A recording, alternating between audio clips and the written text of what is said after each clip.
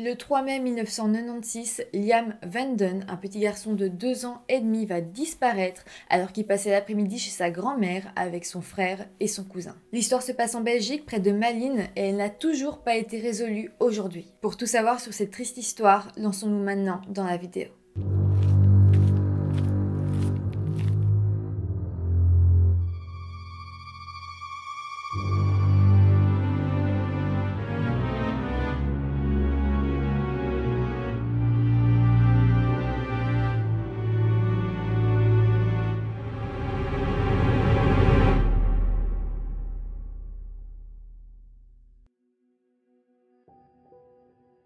Hello tout le monde, j'espère que vous allez bien. On se retrouve aujourd'hui pour une histoire assez triste parce que la personne qui va disparaître ici est un petit garçon de seulement 2 ans et demi. Donc voilà, c'est toujours triste d'imaginer quelqu'un qui disparaisse aussi jeune. Bah, c'est triste dans tous les cas que quelqu'un disparaisse, mais voilà, ça me touche toujours vraiment fort d'imaginer un enfant, surtout que Liam Vanden est la personne la plus jeune disparue en Belgique, donc pour moi ça rend l'histoire aussi très, très intéressante et c'est important de la connaître. Comme je le disais, Liam avait 2 ans et demi au moment des faits et il avait aussi un grand frère qui s'appelle Levi qui lui avait 3 ans et demi au moment des faits. Les parents de Liam l'ont vu pour la dernière fois le 3 mai 1996 à 17 h, donc après ça Liam est parti chez sa grand-mère avec son frère Levi. Ce jour-là c'était un jour assez pluvieux, donc il passait l'après-midi chez sa grand-mère maternelle. Comme je le disais, c'était avec son frère Levi et son cousin qui s'appelle Mike et qui était lui un petit peu plus vieux. Leur grand-mère habitait près de Malines et plus précisément à côté du Zengate, c'est la jonction de Trois-Rivières. La grand-mère habite dans un quartier où il y a très peu de maisons et en hiver il y a très peu de personnes qui y viennent à part les habitants. Par contre en été et au printemps en fait c'est un endroit très très beau et donc il y a quand même pas mal de touristes. Là on est au mois de mai donc c'est vraiment la période où il y a des touristes qui commencent à arriver. À un moment, la mamie va décider d'aller à la banque, elle doit aller faire une course, et donc comme il pleut dehors, elle va laisser ses petits-enfants à l'intérieur de la maison. Par contre, les enfants ne seront pas tout seuls, en fait, il y a Sandra qui les surveille. Donc Sandra, c'est la maman de Mike, et c'est aussi la sœur de la maman de Liam et Levi. Bon, là, ça va devenir assez flou par rapport à la chronologie des faits. Donc on sait que Liam est sorti de la maison à un moment donné, mais c'est difficile de savoir quand. La grand-mère de Liam va expliquer que quand elle est partie pour aller à la banque, elle a remarqué que la porte était entrouverte. Donc à ce moment-là, elle l'a fermée à clé et à côté de la porte, mais du côté extérieur, il y avait le biberon de Liam, donc son petit biberon de lait, et aussi son vélo. La mamie s'est pas posé plus de questions, elle le pensait à l'intérieur avec son frère et son cousin, donc elle est partie.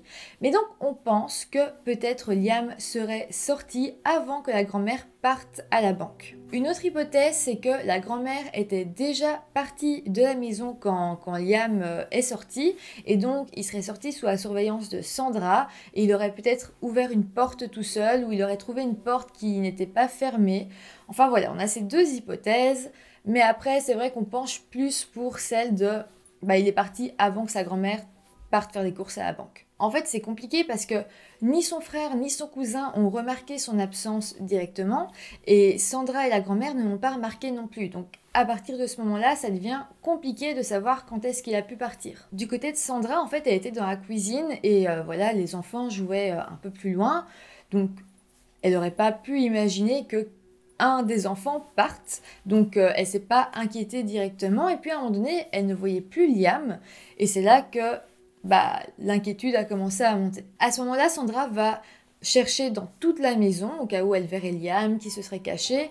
Elle ne le trouve pas, donc elle va dans la rue, elle cherche dans la rue, elle trouve personne.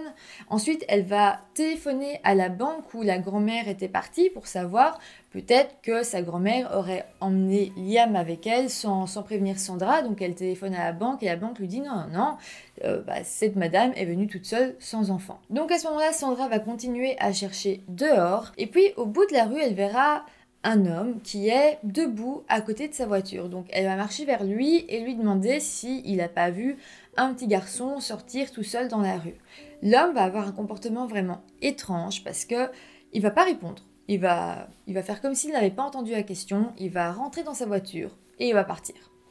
C'est vraiment étrange. Sandra va tout de même avoir un bon réflexe, elle va essayer de mémoriser sa plaque d'immatriculation, mais malheureusement, elle se rappellera que des 3 premiers caractères. Par la suite, on essaiera de faire passer des séances d'hypnose à Sandra pour qu'elle arrive à se rappeler la fin de la plaque d'immatriculation, mais malheureusement, ça ne marchera pas, et donc avoir seulement 3 caractères, ça permet pas de retrouver la voiture. Après l'épisode de l'homme mystérieux, Sandra va se rendre dans un café. En fait, de l'autre côté de la rue, il y a un café où il y a quand même pas mal de personnes et elle se dit, peut-être que quelqu'un a vu quelque chose. Donc, elle va dans le café, elle fait un appel général. Est-ce que vous avez vu un petit garçon se balader seul dans la rue? Et là, malheureusement, personne n'a rien vu. Heureusement, quelques clients du bar vont décider d'aider Sandra à chercher Liam. Et puis un peu plus tard, il y a quand même 2 clients qui vont aller voir Sandra et leur dire oui, on a bel et bien vu une personne avec un petit garçon dans la rue. Mais bon, c'est un peu difficile de prendre ce témoignage en compte parce qu'une des personnes va dire avoir vu un homme avec un petit garçon et l'autre dira que c'était une femme. Bon, à ce moment-là, Sandra va devoir téléphoner à sa sœur, qui est la maman de Liam, pour lui dire que voilà, son fils a disparu et donc la maman de Liam va directement appeler son mari qui s'appelle Dirk pour lui dire écoute, faut absolument que tu ailles chez ma mère pour chercher Liam, pour trouver une solution. Et même que Dirk dira dans une interview qu'au moment où il a reçu ce coup de téléphone, il était en train de faire des courses et il a tout lâché, tout arrêté pour aller justement rechercher Liam. Quand Dirk est arrivé sur place, il y avait déjà la police et quand même pas mal de personnes qui étaient là pour aider à retrouver Liam. La toute première hypothèse qui va se former dans la tête de Dirk, donc le papa, c'est que peut-être que son fils est descendu dans une des rivières. Donc je rappelle, on est au Zengate, donc c'est vraiment la jonction de 3 rivières près de Malines. Et donc, c'est une des possibilités que Liam soit descendu dans la rivière et à ce moment-là, soit il a été emporté par le courant, soit il s'est noyé, donc il faut faire vite. À ce moment-là, c'est vrai que tout le monde ne pense qu'à cette hypothèse et directement la police ne va plus rechercher Liam vivant, mais ils vont rechercher simplement un corps noyé dans la rivière. Donc voilà, pendant cette journée du 3 mai, la police, les bénévoles, les parents vont chercher Liam dans la rivière, dans les endroits près de la rivière. Mais malheureusement, personne ne va vraiment penser à un kidnapping, personne ne va penser à cette hypothèse, ou en tout cas ils se disent que c'est pas possible.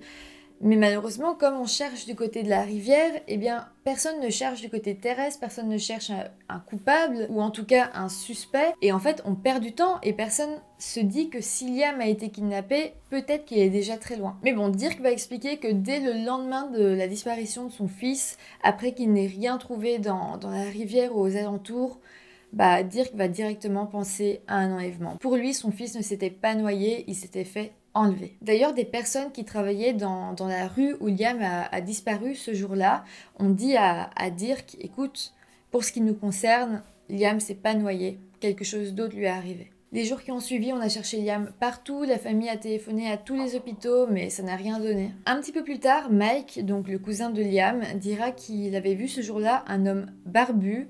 Mais bon, c'est quand même assez difficile à croire parce que Liam était resté à l'intérieur, il était occupé à jouer, donc on ne sait pas trop comment il aurait pu voir cet homme barbu. D'ailleurs, la famille a informé la police de cette information et ils ont eux-mêmes dit qu'il fallait peut-être pas trop écouter Mike, que c'était un enfant et que peut-être c'était pas vraiment un vrai témoignage. Plus tard, Mike avait parlé au papa de Liam, donc Dirk, et lui avait dit qu'il savait ce qui était arrivé à Liam. En fait, il s'était noyé.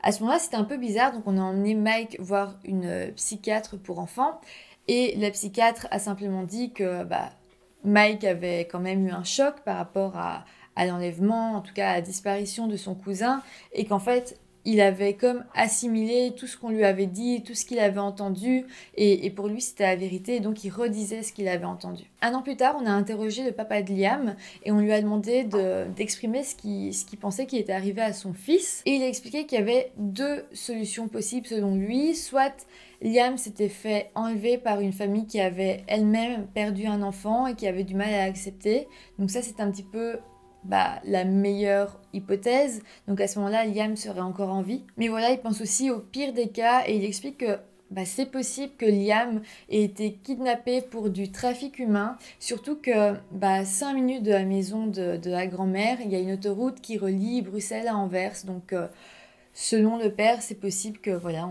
on l'ait pris et puis il est pris sur l'autoroute et maintenant on ne sait pas où il est. Une chose importante à noter, c'est que la disparition de Liam Van Don est survenue la même semaine que la disparition de Sabine Dardenne. Sabine Dardenne, c'est une jeune fille qui avait 12 ans et qui a été kidnappée par Marc Dutroux. C'était à Tournai et Tournai et Malines sont quand même deux villes séparées par 100 km à peu près. Mais bon, ça reste une hypothèse qui n'a malheureusement jamais été trop fouillée par les enquêteurs. Mais bon, peut-être que Liam Van Don aurait été une autre victime de Dutroux.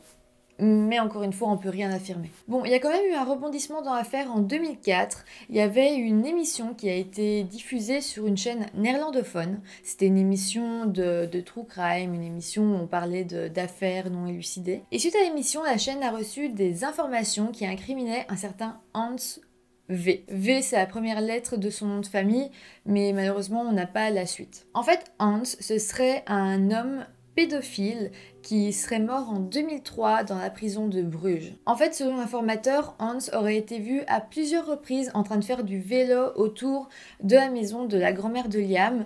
Donc, suite à cette information, on a fouillé le jardin de Hans, mais on n'a strictement rien trouvé. L'affaire a fait parler d'elle en 2012, car en Allemagne, dans la région de Berlin, on a retrouvé un enfant sauvage, donc un enfant qui avait vécu plusieurs années dans les bois, et on s'est dit que peut-être c'était le petit Liam Van Don. C'est vrai que c'était possible quand on voit la photo de Liam et quand on voit la photo de ce garçon qui avait été retrouvé dans la forêt, on se dit oui, c'est possible que ce soit la même personne. Donc on a fait des tests ADN, mais malheureusement ce n'était pas lui. Aujourd'hui, malheureusement, l'affaire n'a pas beaucoup avancé, mais comme je le disais, Liam reste le plus jeune disparu en Belgique. Voilà, l'histoire se termine ici, j'espère qu'elle vous aura intéressé. En tout cas, moi j'ai très hâte de vous retrouver demain pour la dernière vidéo des 1000 abonnés. En attendant, n'hésitez pas à me dire ce que vous en avez pensé en commentaire, de me mettre un petit pouce en l'air si la vidéo vous a plu et de vous abonner à ma chaîne si ce n'est pas encore fait. Et moi je vous dis à demain pour une nouvelle vidéo. Bye!